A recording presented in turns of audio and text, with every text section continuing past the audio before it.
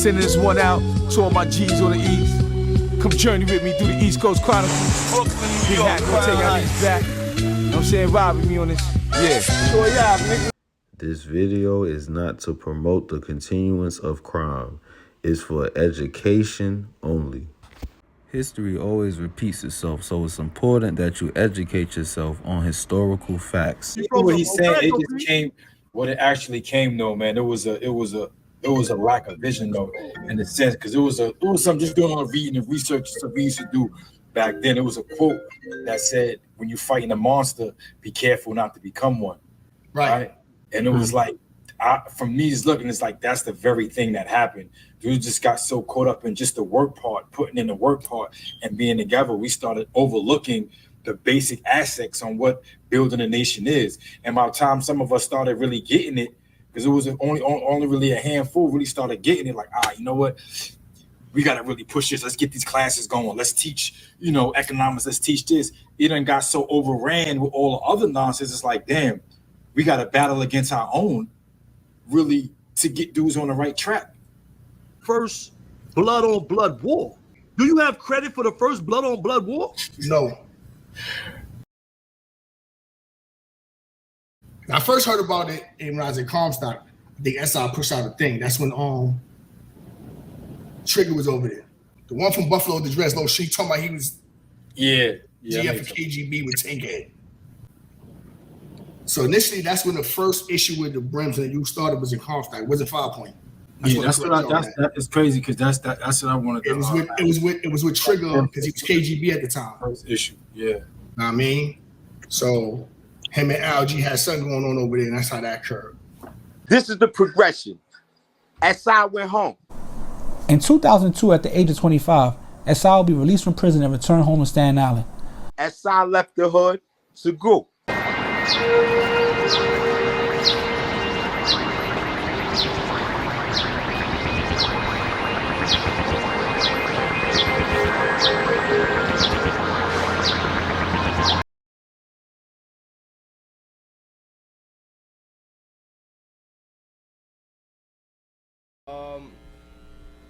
Magoo.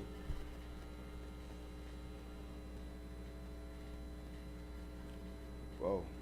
One word, Tank. One word. Just I said, trying to put manipulative.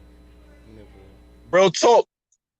This is why, and that's the reason why I had left UBN, because niggas reneged on me. Magoo reneged on me for my set, champ.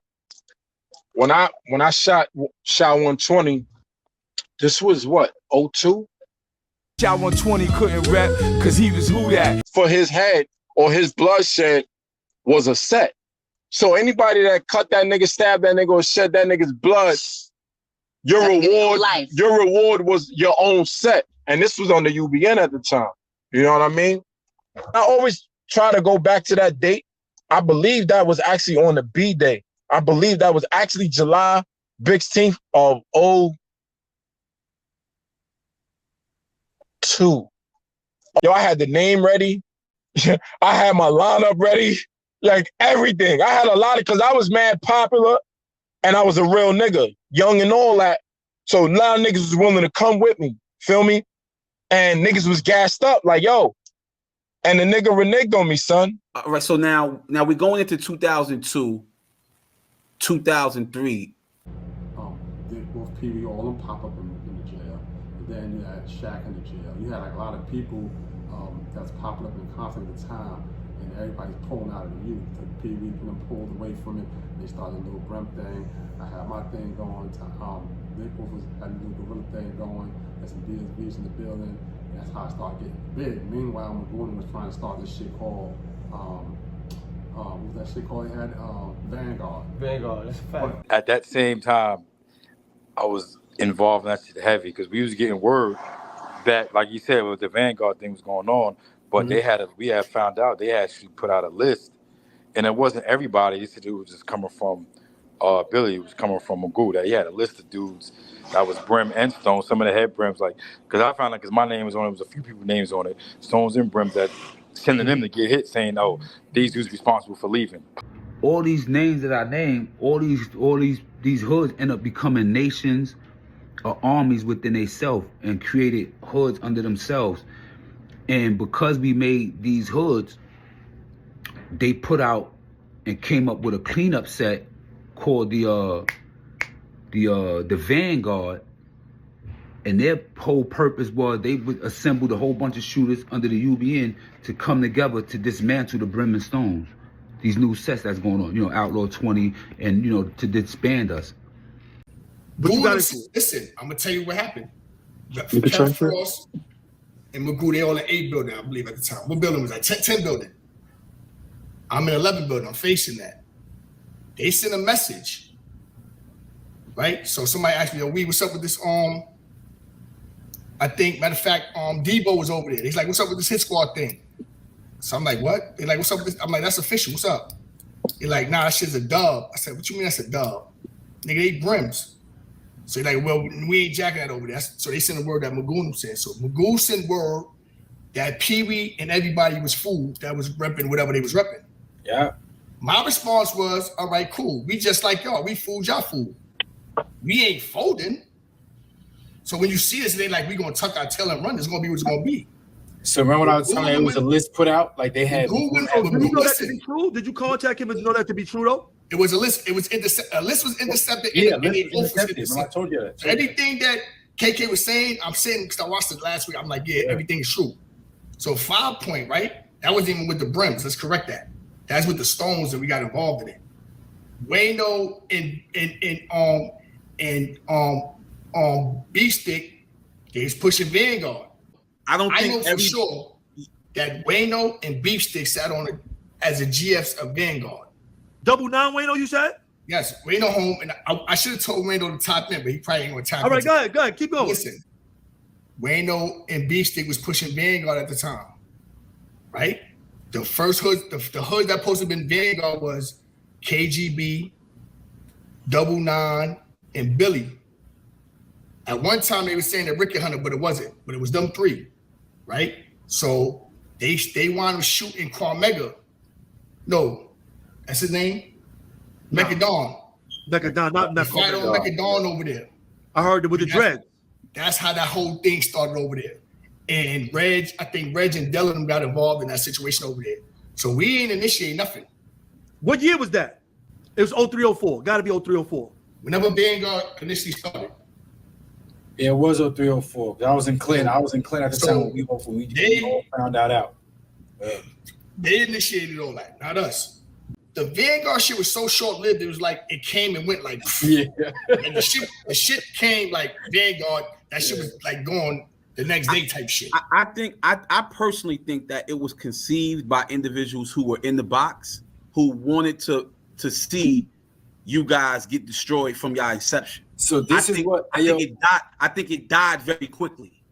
Because they were trying to send word to Comstock, was like the home base, but you had too many stones and brim there, so it was like they couldn't do nothing about it. And the dudes sent a kite back to them, like, yo, bro, you can't just wipe them, my niggas is deep. I don't know, when I ran into B-Stick this is about 2006, me and him was at Elmira together, and he was non-Trey, he was like a stain under non-Trey at the time. Yeah. But we addressed him to ask him if he was part of some type of Vanguard thing, and he said he wasn't. You know what I'm saying? So yeah. I don't know, but we was there. Nothing was transpiring. He never tried to move on us or plot on us or anything like that. You know what I'm saying? Some people are leaders in name only. And then you have some people that are field generals. And that's why the Billies gravitated to me the way they did, because I was moving that movement. Right. Like, I was moving that movement. So it was never a power thing with me. When do you think that it got out of control like that? All right, this is now, and I'm talking about the early stages. I'm not talking about later on. I'm talking about like, when do you think like, oh, this thing is about like anywhere we go, now we got the army got to go. We got to go in now. I don't know. It if you want to go into like incidents that happen as far as like with me and other entities of blood like that, well, I think we got to go to like the Comstock incident, and that was like in 07. Okay. Like I was there, and it was another dude named BG from the Bammers. Yeah. He was non-Trey gangster. So he's over there, and at the time I was getting some money over there and stuff like that. You know what I'm saying? So I'm doing my thing or whatever, and there's a lot of people that owe me in jail and shit. So I got J.O. over there with me. I got Nitty over there, L Nitty. He changed his name to Noble or whatever. He was Red Side Gorilla Brim, which turned to Murder Side Brim. It's a whole bunch of us over there though. It's mad Brims, mad Bloods there. Period. Komrad was over there. That was because he went out with me in that incident. That was he was Stony, right? Yeah, he was Gorilla. He was Gorilla Stone and things. But I wound up sending the hit out on BG because he said I was in Sing Sing and somebody shot me. I ain't do nothing, but I was kind of immature at that time. So we go down to the hole, and J.O. like, yo, they coming. And I'm like, who? So I look, and I see like 9 individuals coming our way. So it's me, him, and Komrad down there. So I get the scalpel out, and dudes, they attack. I wound up getting stabbed in my back, and I wound up cutting 2 individuals though too. I cut Frankie legs, and I cut the dude named TB. You know what I'm saying? So I wound up getting 3 years in the box for assault charge, and I got it modified down to 2. I want to ask this question. Do y'all think, and I know the answer to this already, do y'all think the way the Panthers were destroyed, that authorities also utilized these differences to make sure that there was no unity among us? I think so, because me and Face never landed with each other our whole time. Never. Until we was beefing into Southport. And that was purposely done. If when I got to Attica, he left Attica. When I got to Wendy's, he left Wendy's. When he came to Wendy's, I left Wendy's. I said, the only thing I got against him was the 5 hoods he started in Comstock. That was it. Let me ask you. Yeah, them hoods. Hold on. Matter of fact, Sean, you and S. Brim was over there with him. Yeah, me and S. Brim was over there with him when he landed at Elmira. And that movement that he started as far as like with them other hoods and all that, he changed his perspective on them and closed them shits. He no longer was pursuing that. It was just the 9 hoods that we had out, and that was it. Because that was our concept. That was 2006. And why do you think that he changed his perspective on that? I mean, because obviously me and him had a deep conversation about, the importance of structure, man. And he agreed with me because he's an individual that brought me the hat. And he know that if I'm over there, we good, man. So, S was over there too. He put a hat on S too. Yeah. And we was GF, so he had his squad and I had Lowrider. And mind you, these are 2 people that's his drops that's put in top positions under NYBBA. Yeah. Nobody was moving his pieces out the way.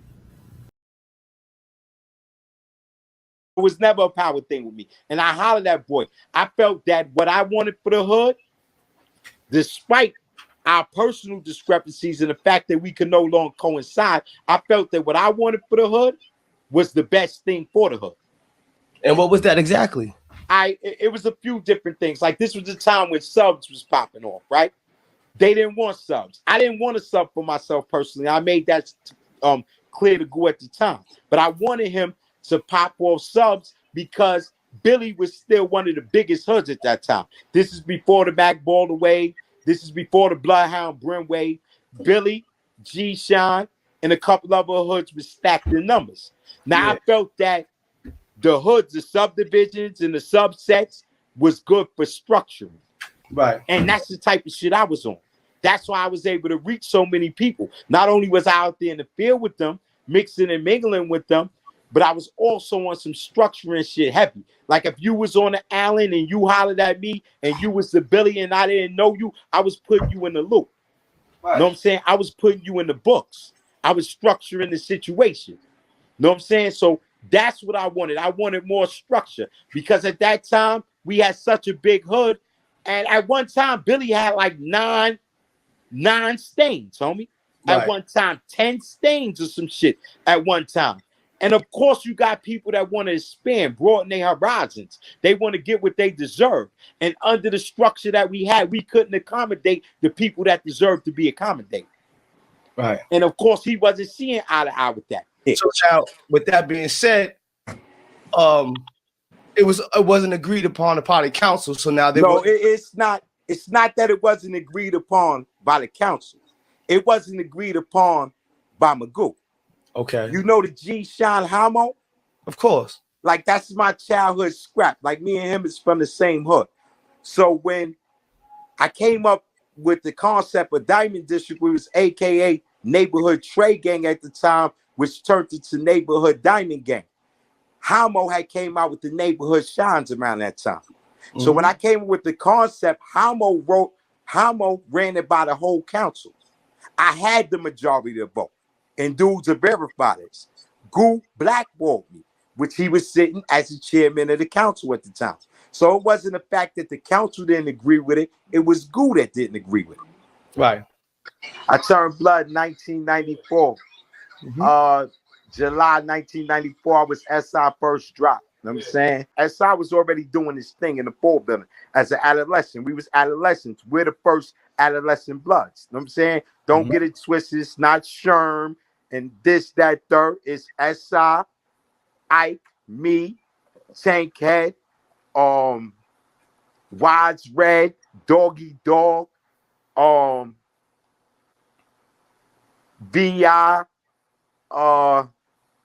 and the list goes on. Whoever was part of the one main family. You know what I'm saying? I came home under NYBBA, original blood gang. You know what I'm saying? Not the NYBBA that came to be later when Iz brung it back and remixed it. I'm talking about the original NYBBA.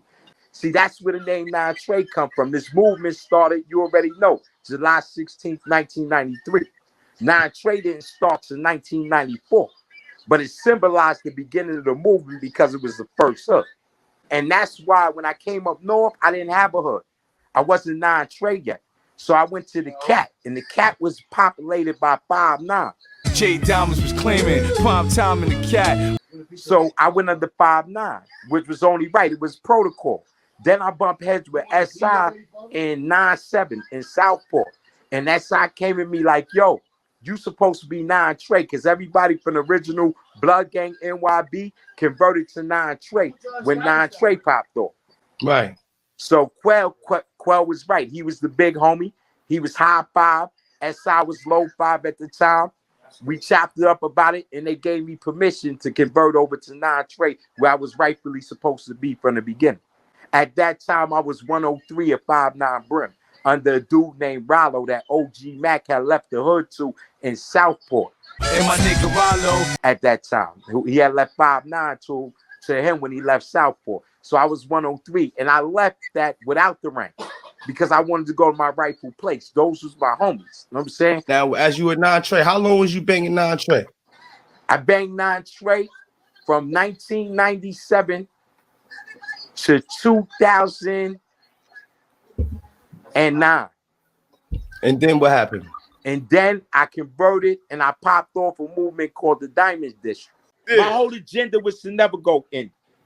Like, my love and dedication to the U was so strong at the time. The whole plan was to get me stamped on the council. Like I said, boy blackballed that. Once he blackballed that, he left me no option but to go in. We had just resolved some issues we wasn't seeing face to face about. I told him I felt like he was undermining my authority. Like I was in charge of the street team. Like I put that team together, Nuke and all them dudes that they talk about. I gave those dudes their initial status. I was the one that was in tune with them. You know what I'm saying? I was the one that they were coming to from Forgottens before I plugged them in with Goo. Because it was only right for me to plug them in with Goo because Goo sat in the seat above me. I was acting GF for 9 Trey at that time.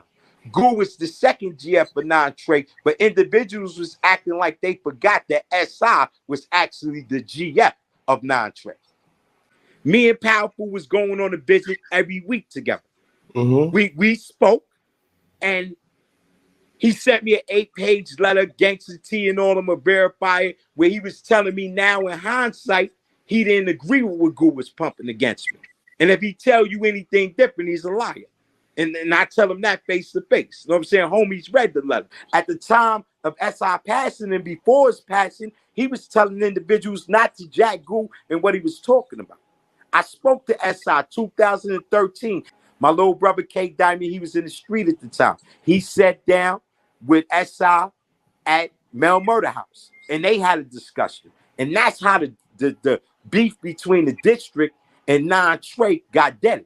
Because SI circulated a kite and let dudes know any transgression would be taken as 1313. This is the side of the story that people aren't telling.